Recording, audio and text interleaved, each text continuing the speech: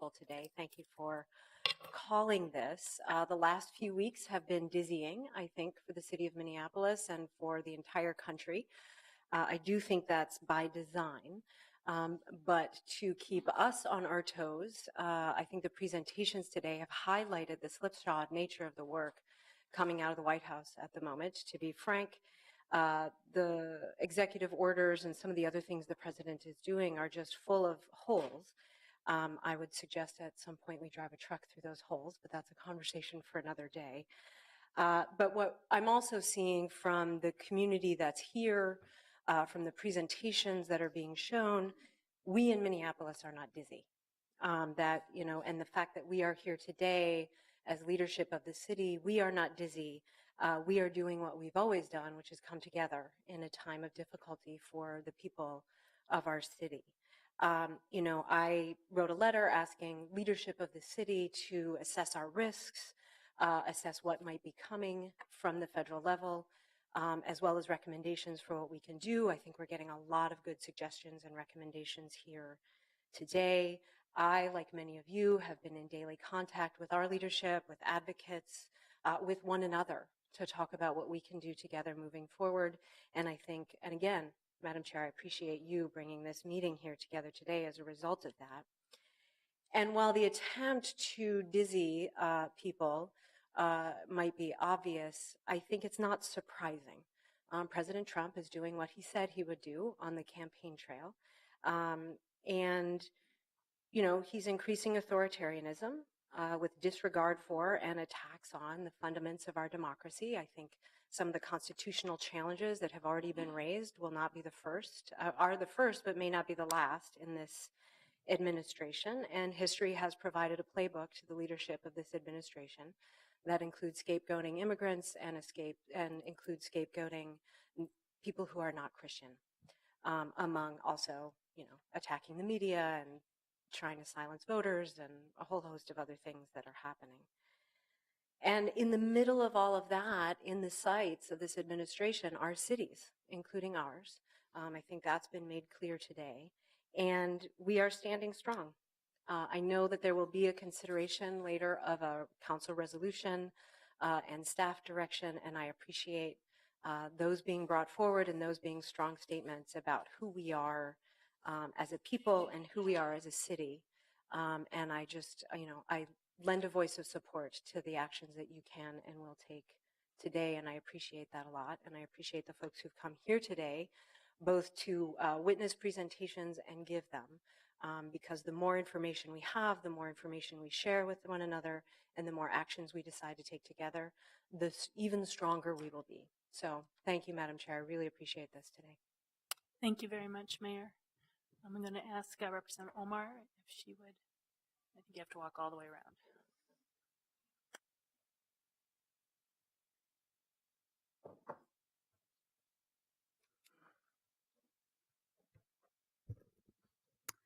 Thank you, Madam Chair. Thank you, committee members. As you stated, my name is Ilhan Omar. I'm a state representative in District 60B and a resident of Minneapolis. I recently had an opportunity to travel to Turkey, and as I left Thursday night, and we were in line to board the plane, and there were ICE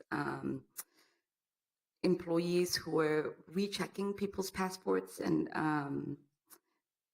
they were asking few of us to re-identify ourselves. And there was a woman in line with two of her children ahead of us, and she's Iranian, of American citizen with her children, and the agent checks her passport, gives it back to her. As she's walking away, I hand my passport to the agent. She comes back and she says, "I'm Iranian. If I leave, would I be able to come back in?" And he said, "Yes, you're a citizen." And I started crying because the days leading up to me leaving, I had those same feelings. If I left, would I be let back in? And as soon as I landed, I put on Facebook, they let me back in. We in Minnesota know that this travel ban, this Muslim ban, this refugee ban directly harms those seeking refuge in America by preventing and separating families and communities from being united. Since this ban was instituted, I've heard directly from mothers who've been separated from their children, husbands who are not able to see their wives, and countless others who are wondering if they will ever be united with their families again. Many family members in our communities have already undergone an exhaustive and thorough vetting process, detailed background checks for months and even years. And I know this to be true because I went through it myself with my family 20 years ago. This ban on refugees is rooted in racism and Islamophobia.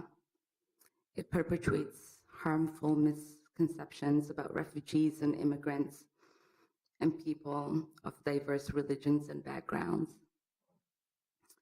The ban, formulated and implemented haphazardly, just like our mayor was saying, by President Trump and his advisors, and Republicans, stands in direct opposition of what America stands for.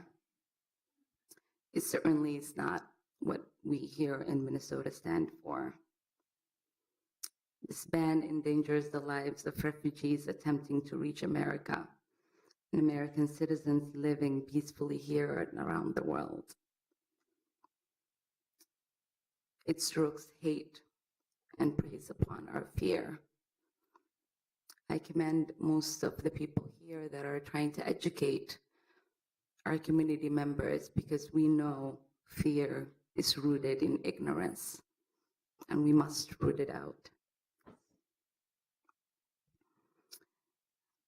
Our mayor says it's dizzying. I've been distressed and heartbroken. Fear is real for me and many of our community members of what this hateful executive order that has entrusted our nation into crisis.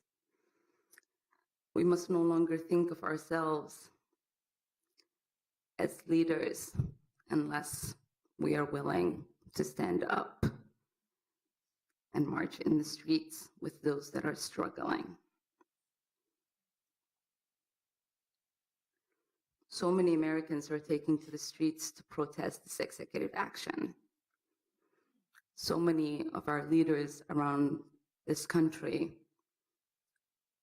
are introducing legislation and council actions.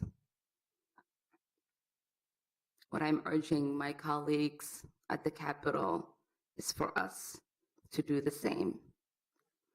I know here in Minnesota, we're not as fortunate as the states like Washington or Massachusetts or California, where they are able to take bold stands and enact legislation that is able to defend us all. But I know that there are some things that we can do.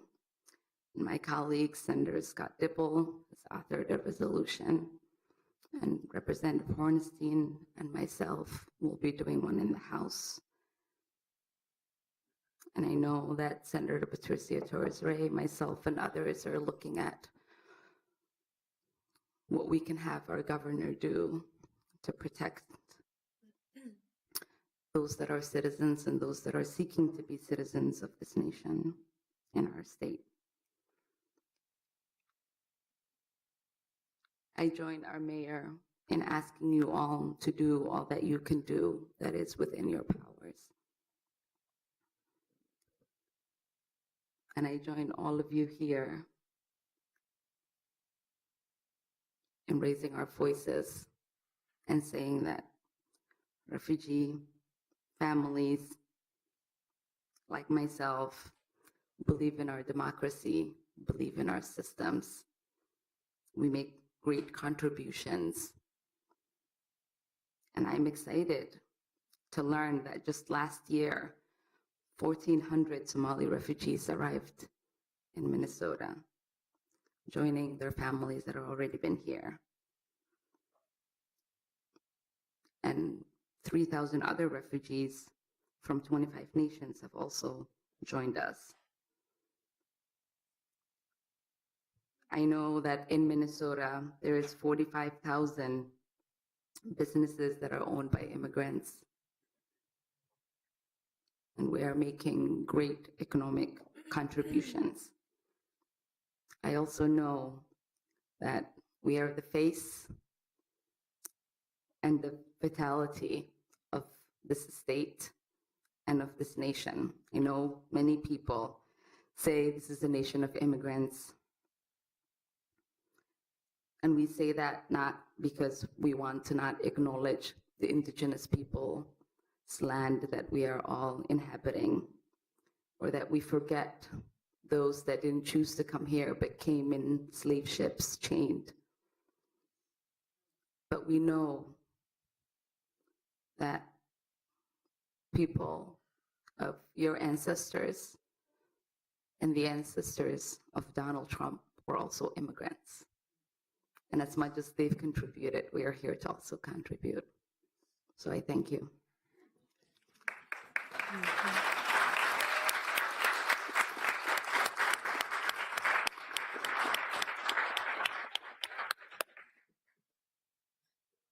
Thank you so much for joining us. And I know, Representative Omar, that you are traveling the world and inspiring so many around you. And we're just very thankful you were able to join us today. I will say it's probably hard for anyone to stand up after Representative Omar, but we do have a few other presenters. And I was going to ask, I'm not sure who is presenting from the advocates, a little bit more on the perspective from their organization on the executive orders. Looks like Robin Phillips, who's the Executive Director of Advocates for Human Rights. Thank you so much, the City Council of Minneapolis, Mayor Hodges, Representative Omar. And thank you for pointing out it is very difficult to follow Representative Omar. I'm going to remember that for the future. But start out really, and thank you, actually, I need to point out the leadership of City Attorney Susan Siegel. Thank you as well. I will try not to repeat the presentations of my colleagues. I really appreciate their thoroughness, but I'd like to just point out and maybe reinforce some of the human rights principles that are at stake here. Overall, these executive orders violate fundamental human rights standards and constitutional principles of non-discrimination. Discrimination based on religion and national origin not only violate principles of law and policy, but they undermine the concepts of human dignity. Importantly, as Representative Omar pointed out, they are discrimination. This is a ban on Muslims. They reflect generally a complete ignorance of Islam and the billions of people who practice this peaceful religion worldwide. We need to all stand up with our Muslim brothers and sisters in Minnesota, the United States, and around the world in rejecting all forms of Islamophobia. In addition to these obvious problems of discrimination, the executive orders attempt to shift the policy focus of refugee and asylum policy that has been in place since the end of World War II.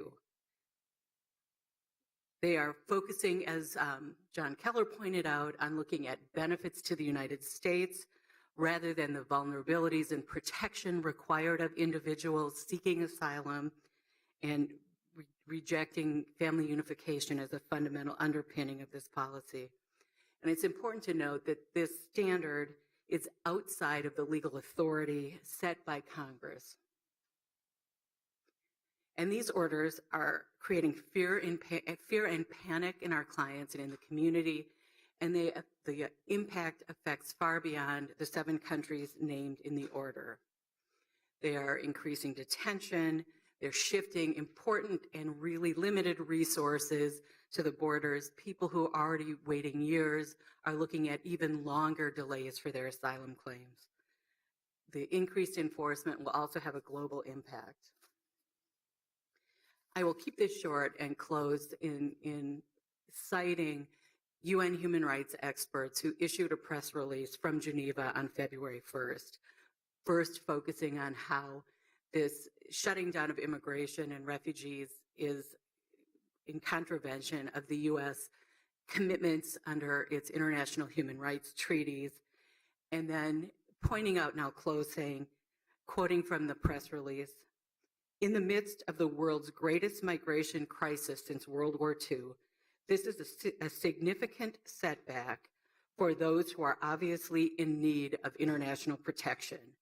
The U.S. must live up to its international obligations and provide protection to those fleeing persecution and conflicts." Then they point out, the U.S. is also involved in these conflicts in Iraq and Syria, and its responsibility must extend to offering refuge to those fleeing these conflicts.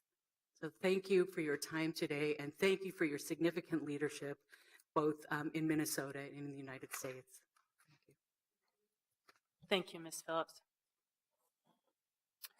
So I also wanted to invite up Teresa Nelson with the ACLU's Minnesota office. Madam Chair, members of the committee, it's an honor to be here. I really appreciate you asking me to come and speak. And I'll try not to also go over any of the ground that other people have. I just want to make 2 points. And with apologies to Susan Siegel, I don't recall whether or not you mentioned the Santa Clara County lawsuit when you were talking about lawsuits challenging sanctuary cities. Just to add that there is a second lawsuit that was very recently filed challenging the sanctuary city executive order as being an unconstitutional condition in violation of the spending clause, as well as a violation of separation of powers. So there are those 2 lawsuits happening. We've been hearing from other affiliates about cities around the country that are contemplating similar things, also contemplating submitting amicus briefs in those 2 lawsuits. And so I think as you're going forward, I would love to talk with you more about that kind of an option. The second thing I want to talk about is the executive order as it relates to ICE detainers. So Minneapolis does not have a jail. However, the city does, there are impacts both to city residents and the city's traffic enforcement, for example, can also have an impact on what Hennepin County does. Now, right now, Hennepin County has said that they will not honor ICE detainers. They've taken the position that they're unconstitutional. Whether that's going to change going forward in light of the executive order is difficult to say. And so that's why I think it's important to talk about the 1st, 2nd, 3rd, 4th, 5th, and 6th circuits of federal district courts have all held that ICE detainers are merely requests and that jurisdictions cannot hold people beyond when they would have to be released under state law.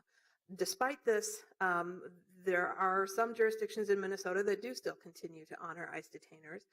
The ACLU has a lawsuit against Nobles County right now where the district court recently found that the case was appropriate for trial, and our trial is scheduled for the end of March on that issue on behalf of a man who was held in jail for 10 days away from his newborn baby over Thanksgiving for simply because he had an ICE detainer. And so it is happening, and now how does Minneapolis play a role?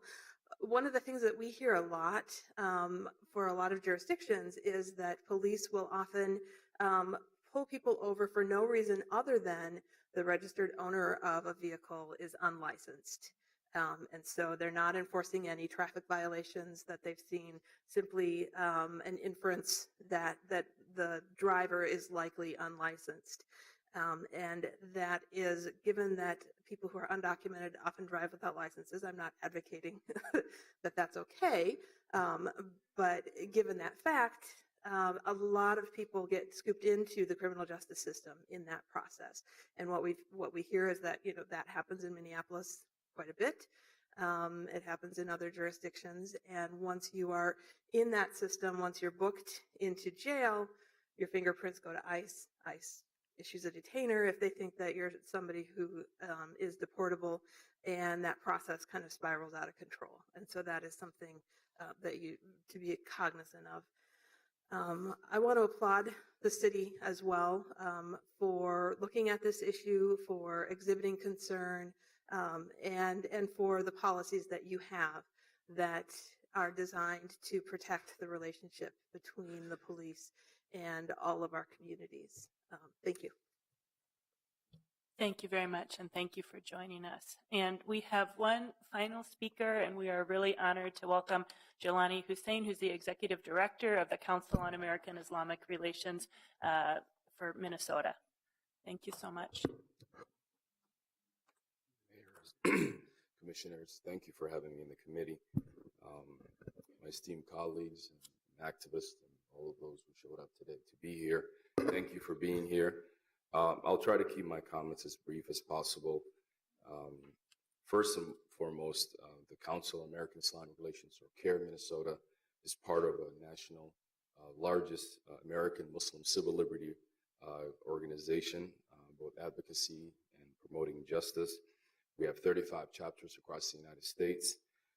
And today, we are leading the charge of not only educating our community about this ban, but also challenging this ban on the constitutionality and many of the other issues that has been raised already. At this moment, CARE has already filed a lawsuit. We believe that this ban is a direct attack on the most vulnerable communities in our society, both the immigrants as well as the Muslim community. The impact on the Muslims have been, as you heard from Representative Ilhan and many others, and John, it has been tremendous. It has created a great deal of fear, anxiety, from the children at schools to adults, to individuals who have actually born here, who are worried about their ancestral connection to the 7 countries that have been identified. We have been overwhelmed in the past week and a half with calls from people here, individuals who are abroad, who are on their way here, who are concerned about what this means for them. We have received, obviously, many calls from people who identify themselves from Muslim majority countries that are not listed in the 7 above because the current ban actually allows for additions at any moment. The stories have been as horrific as having young kids who have been, as John mentioned, the 4-year-old and others, to grandmothers who could not unify with their family. We had a member of our Minnesota National Guard who is conflicted as he serves duty, and to have his brother, who's 15 years old, who will not be able to unify with him because of the ban. We have seen a great deal of chaos. As John mentioned, we've had opportunity to inform the community in many forums, and we've had things change very fluidly. I was in the same conversation on Friday, and people were giving me information on what was happening as things were changing. As many people may not know, immigration law is already a very complex law, and now it has just become extremely frustrating and complex, not only for those who know nothing about the law, but those who may even have a great deal of understanding. I want to just take a moment to recognize that this is an attack. This is the first wave of an attack. We believe there are going to be many things that will be drawn from this ban. We believe in the past few years there has been a rise of anti-Muslim organizing against Muslims in the country. They have already used this ban. They are going to use the momentum from this to continue to create policies. We are also concerned about a few things that already surfaced. the criminalization of Muslim organizations like my organization. There's already bills moving in states where there is a small or little Muslim population, including South Dakota and Mississippi, at the point to criminalize and to point out the Muslim organizations like CARE who are standing and defending the Muslim community. We are also anticipating at any moment this week, next week, maybe even today, an order that will come from the president's office that will create another atmosphere of the McCarthyism-style witch hunt under the disguise of the Muslim Brotherhood title, and this will criminalize Muslim organizations. And if you're wondering if this is new, this is not new. There was a bill that was last year proposed, and many bills before that even proposed by even former congresswomen from who replaced Emmer. What was her? I can't think of her name. Michelle Bachmann. Yes, I'm glad I forgot her name for a second there. Michelle Bachmann, and that bill, which resurfaced last year, was actually made bipartisan by one of our own DFL, Congressman Peterson of the Western District. And now we believe that Ted Cruz and others are working on a similar bill, but also the president will be creating that pathway, as well as through a presidential order that will create a huge issue, not only for the organizations. So the attack is not just on individuals, it will be on organizations as well. We're also concerned about the role of what will be considered to be a Muslim registry, Muslim profiling, Muslim mapping, that will be in a form of directives to both federal and state law enforcement that will create unconstitutional policies that obviously are unconstitutional from the Establishment Clause, among other things.